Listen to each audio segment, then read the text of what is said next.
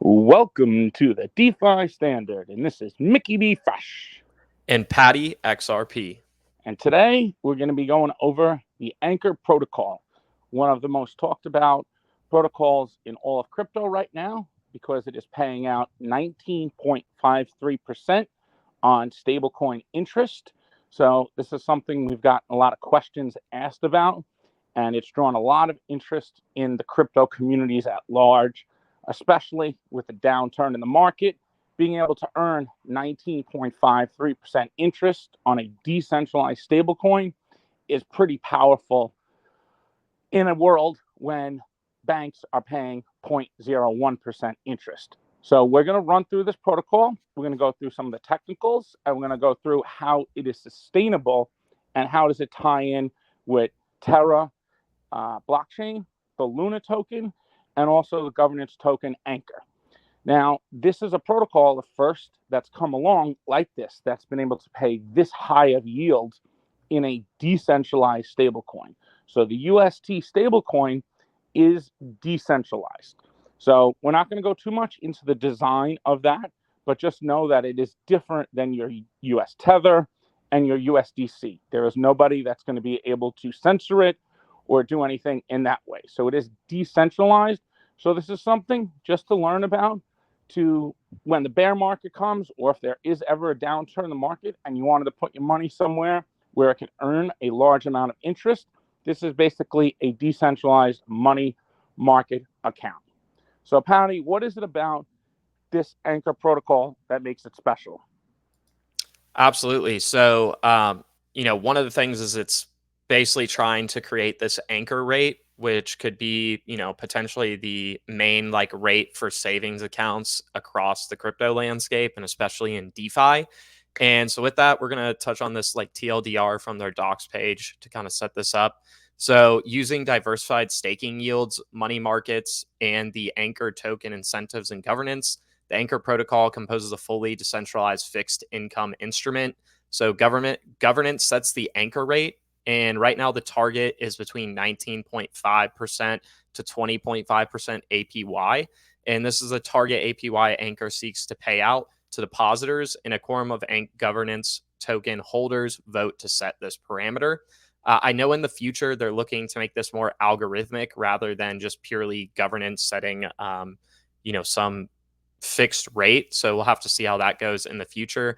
Additionally, staking rewards make up the real yield. So underneath the hood, Anchor implements the classical money market with the caveat that whitelisted collateral is reserved for liquid staking derivatives of major proof of stake protocols. The collateral earns staking rewards, making up the real yield. And we'll touch on how this comes into play in a sec. Additionally, the real yield is stabilized around the Anchor rate. So reserves and borrowing incentives help the real yield to converge to the Anchor rate. If real yield is less than the Anchor or is greater than the Anchor rate, the excess yield is stored in a UST denominated yield reserve for use in the future. Anchor incentives to borrowers drop by 15% every week in this situation. So this is things are going well. And then if the real yield is less than the Anchor rate, the yield shortfall is drawn down from the yield reserve until it is depleted. Additionally, Anchor incentives to borrowers increase by 50% every week until the real yield converges to the Anchor rate. And the reason they really want to incentivize more borrowers to come in is because since they're putting up these liquid staking derivatives as collateral, the yield from those liquid staking derivatives is paid out to the depositors, which are lending out the UST stablecoin. So I have this little diagram, which may be a little hard to follow, but we'll kind of talk through it. So let's say, there's going to be a group of people that come in, they'll deposit UST into the UST pool on the deposit or earn side of the Anchor protocol. And that UST is lent out to borrowers. Now, borrowers right now can only use B Luna and B ETH. So this is bonded ETH and bonded Luna. They're liquid stake derivatives, which come from this platform called Lido Finance, which is one of the top liquid staking derivative projects out there. And so they're using ETH 2.0 as the Ethereum staking token. And additionally, so, every X amount of period of time, basically, They take staking yield from the collateral, which is B Luna and B ETH, and that gets paid out to UST depositors. Additionally, they have borrow interest on top of that that gets paid out to UST borrowers as well. And then additionally, the Anchor governance token, they have a subsidy, which results in Anchor token payouts to the borrowers. And this brings the borrowing rate. It generally is floating around zero. Maybe it's positive to borrow, or you're just losing a little bit of interest monthly, when all things are set equal. Additionally, there's this yield reserve that we kind of just touched on. Whenever there's a surplus in earnings by the Anchor protocol, the excess yield goes to the yield reserve for bad economic conditions in the future, so that they can continue paying out that Anchor rate to the UST pool. So, this is kind of like basic money market. It was modeled after Compound, and they added in some additional things to work with, like the Luna token and the UST stablecoin. I would say this is probably, there's a few reasons why Luna has blown up, especially in the past few months, price wise. I imagine Anchor is a huge reason for that, and we'll touch on some metrics here. But I'll let you comment, Mickey, before we move on.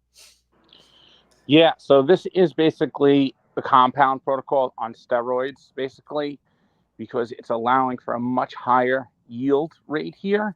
And this also ties in to the UST design with Luna. So just quickly to give an overview, we're not going to go too much into it, but every time UST is created, Luna is burned. So that's why when sometimes you see CoinMarketCap or CoinGecko or Live CoinWatch, you see Luna keeps going up and up and up in price. And that's because the more stable coins that are issued, Luna has to be burned. So that's that economic utility that's taking place right now to drive assets up. And Luna is not the only one. So in the market right now, there is a ton of utility that is taking place that is driving this market.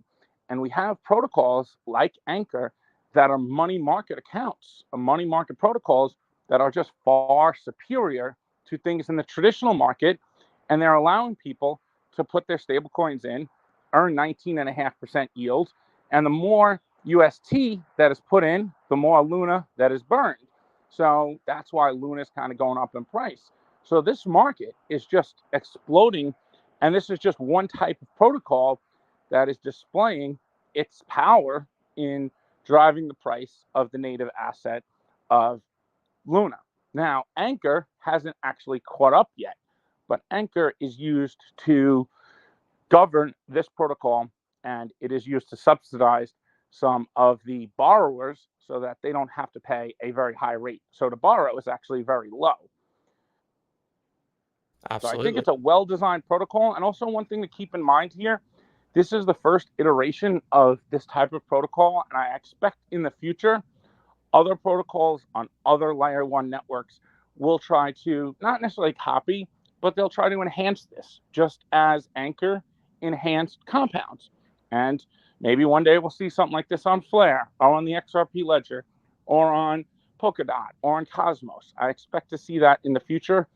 But the main reason why this is possible is because of the Luna UST design. And that's what makes this all work. Absolutely. So to get into some metrics here, just so you guys can get an idea of the scale that's going on here. Currently, the TVL on Anchor Protocol is almost $10.5 billion worth of UST. The depositor side has close to $5 billion, and the collateral side has about $5.5 billion. The yield reserve, which we were talking about, is currently sitting at 72 million UST. Additionally, you can see some metrics on the Anchor token. Currently has a circulating supply of 189 million Anchor tokens and a market cap of 653 million UST. Additionally, they do have buybacks for the Anchor token over time. However, it's not that huge of an amount that's happened so far. And take into account this thing launched last spring, so it's relatively new protocol still.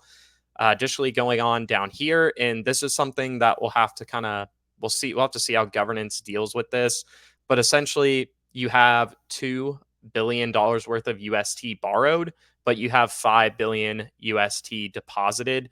So what this is right here is it's showing there's a growing gap between the depositor and the borrow side. Some of the ways to rectify or make these, these amounts closer to each other would be to add other B assets. So it could be, I know, like B Atom, the native token of Cosmos, as well as B Dot are some of the ones that are talked about to be added in the future. So, they have to find a balance between how much yield they can generate from these staking derivatives to pay out to depositors, and then also make it so that the borrowing like interest rate that they users still have to pay isn't too high compared to other protocols. Otherwise, like all that yield will go away. So like all these protocols out there, there's a balancing act between borrowing and lending. Additionally, one of the other things is the Anchor token will be fully out on the market with the entire supply in about 4 years. So I believe it's 2024 when that will happen. And so we'll have to see, if they don't have as many Anchor subsidies to use, how does this protocol transform over the next few years? They do have a super active governance forum. So if you want to check out, people's concerns, people's ideas, it's a really good place to check out. A lot of interesting conversation there. And yeah, I mean, I think it's pretty incredible how much money they have within this so far. You can see that Luna is by far the most collateralized asset, which makes sense since it's on Terra at 5 billion. And then they have about 411 million bonded ETH as collateral. So one of the things with this is, like, let's say the market turns into like a prolonged bear market. That means the collateral assets are decreasing in dollar value. And that means the dollar value of payouts is lower. And then additionally, it may be less people borrowing if the price is moving down because they're worried about being liquidated. Those are kind of the scenarios that you have to worry about with the payout that's going to UST depositors working. But they do have, like we shared, this whole mechanism and a backup yield reserve for dealing with those kind of situations. And somebody on Masari had a really great article about this a couple months ago. So this is Anchor's yield reserve as the borrower of last resort. So the deposit rate has been subsidized by the yield reserve during deleveraging events. Now, if you see here, this is like May 2021, so earlier in this year, the yield reserve begins depleting to support the deposit rate. So the yield reserve is shown by the blue coloring in here, and then the utilization rate, so that's how many people are borrowing versus how much UST there is to be lent out, was dropping significantly.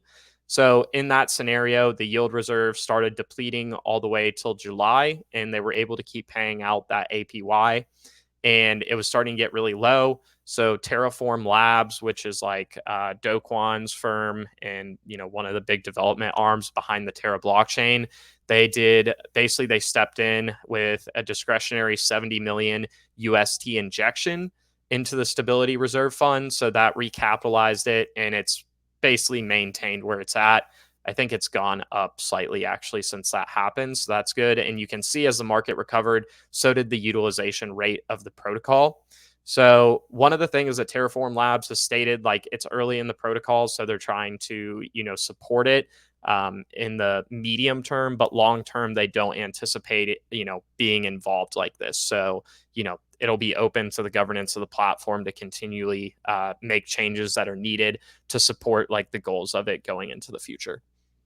Yeah, and another thing with Anchor is there's a bunch of other protocols that are being built around the Anchor protocol. So, for example, the Mirror protocol is a synthetic asset protocol that's built to tie into Anchor. There's other ones like Nexus and Pylon and the Terra automated market maker DEX. These are all tied into the Anchor protocol. So it's not just a standalone protocol. You have all this composability taking place around the Anchor protocol. And this is really where DeFi is heading. It's never going to be just like one protocol and that's it, and that's going to take over everything. You're going to need this composability between different protocols that are going to make each other work. And now that we're moving into a world of DeFi 2.0, we're going to see more and more composability between these protocols. But at first, you need to lay the groundwork and the infrastructure. And the fact that the Luna token comes with yields if you stake it, they're able to create these derivatives. So just just to tie this back to Spark a little bit and how F assets are going to work, since Spark comes with inbuilt yields and F assets come with inbuilt yields, it allows for the creation of some really cool products similar to Anchor or even enhanced beyond what Anchor's doing. And that's the difference between things like Bitcoin and XRP, which they don't come with any native yields built into them. Now, in the future, you could see a world where XRP will come with yield when you could deposit it in to supply liquidity and other types of protocols. But Spark comes with this inbuilt yield, and that's why it's so powerful.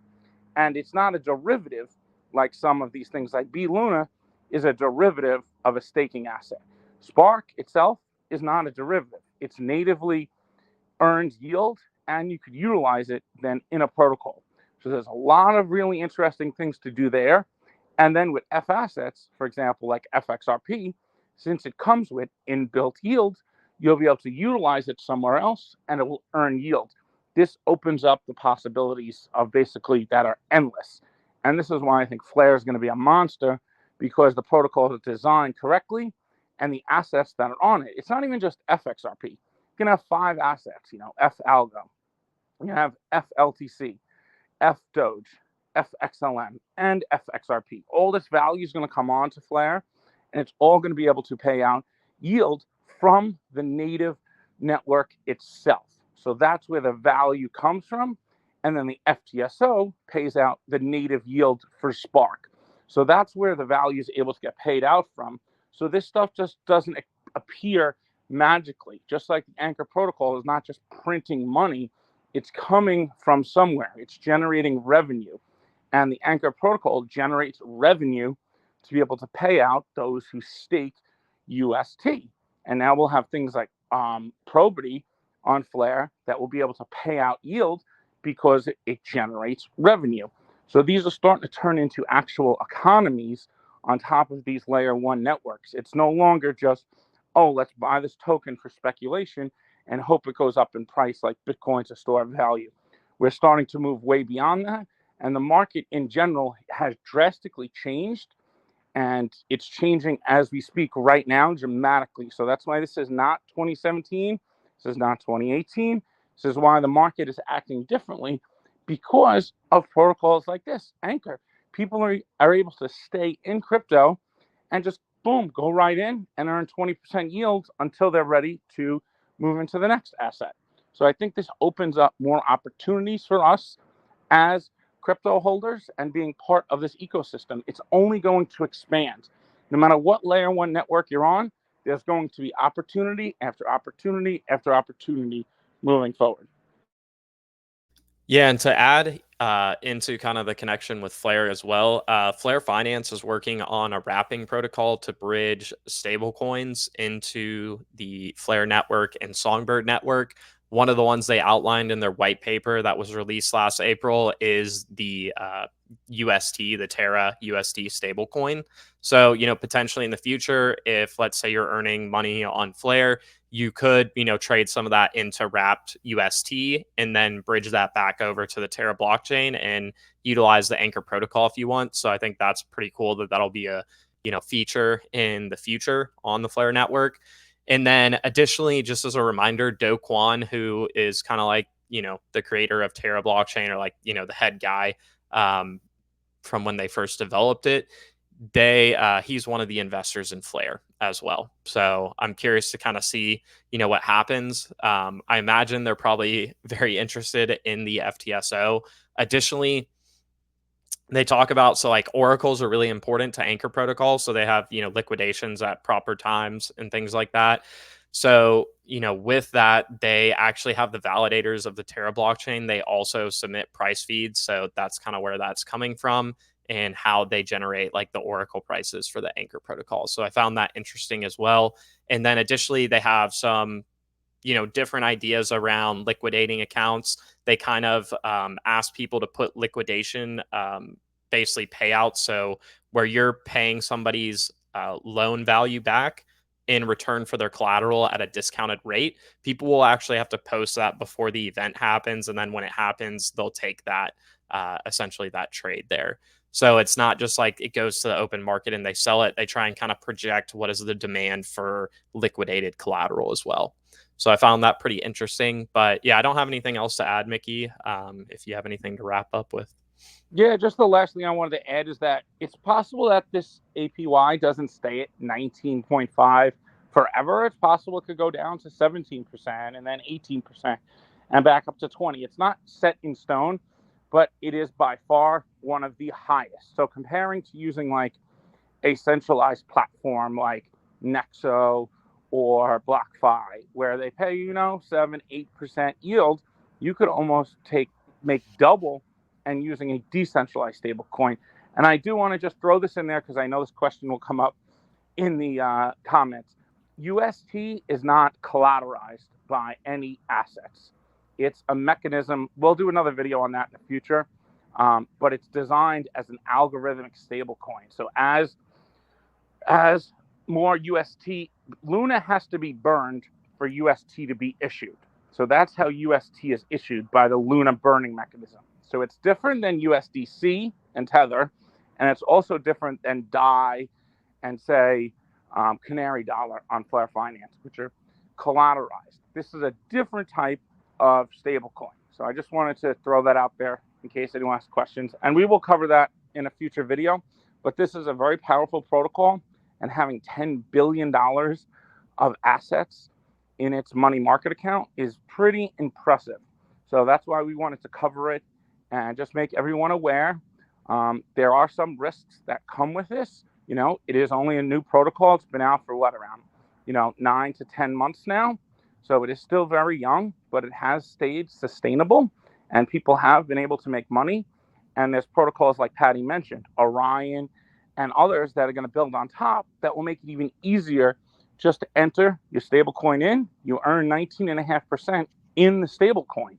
So I also heard they're going to be making a debit card where you'll be able to spend your UST yield right there from the Anchor protocol using another protocol built on top. And this is the power of composability between these different protocols. No one protocol is just going to dominate and be able to do everything.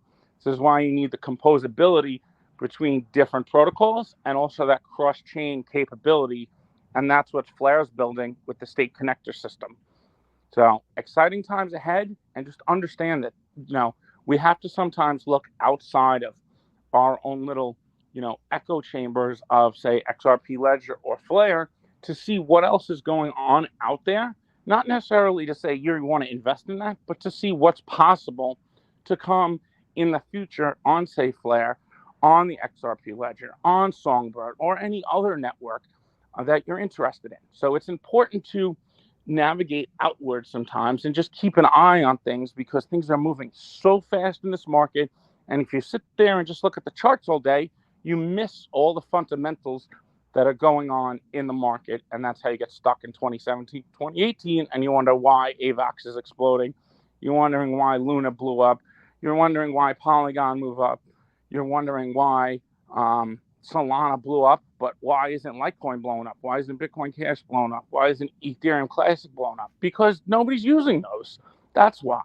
So a lot of the alt season already happened.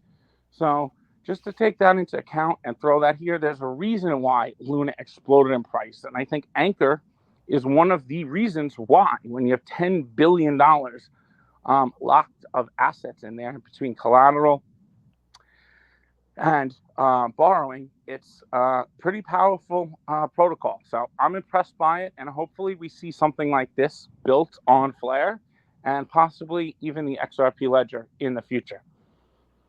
Absolutely. So that'll wrap up this show. Nothing is financial advice in this. We're not recommending to buy UST. We're not saying I don't own any UST. So it's just something for educational purposes only. Absolutely. All right. Well, this is the DeFi Standard. I'm Patty XRP. And I'm Mickey B. Fresh. And we're out. See y'all.